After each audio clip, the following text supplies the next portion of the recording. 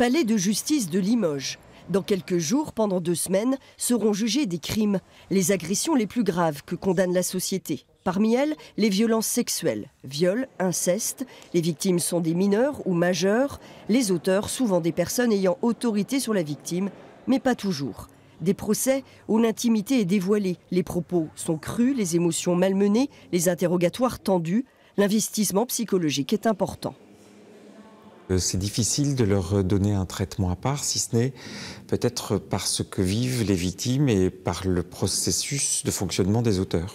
Ce qui nous intéresse, c'est la lecture de la vie des gens, sachant que c'est effectivement un domaine pénal dans lequel les victimes s'expriment peu en réalité et où il n'y a pas de témoins des infractions.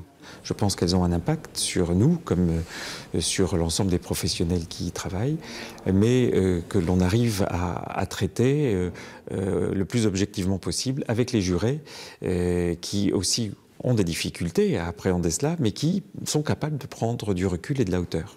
Pour protéger la victime, le huis clos est souvent prononcé. Le public et les journalistes ne peuvent pas suivre ces affaires. Mais alors, comment la société peut-elle se saisir de l'inacceptable? Ce qui met parfois des années à sortir du secret et qui, une fois dans l'enceinte de la cour, peut être contesté. On peut aborder la question du déni s'il est évoqué notamment par les experts psychiatres et psychologues. Maintenant, moi, si un client conteste les faits, je n'ai pas de raison de le remettre en cause.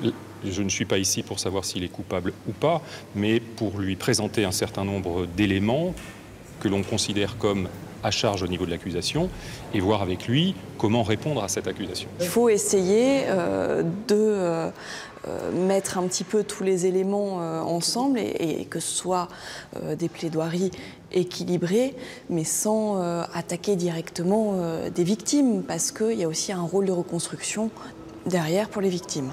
Chaque dossier raconte une histoire. L'auteur peut avoir un profil pathologique dont il sera tenu compte. L'obligation de soins peut faire partie de la condamnation. Cette unité du centre hospitalier Esquirol accompagne alors l'auteur. Il y a la partie de psychothérapie dans le soin, qui va prendre soit la forme d'entretien individuel, d'entretien de groupe ou les deux.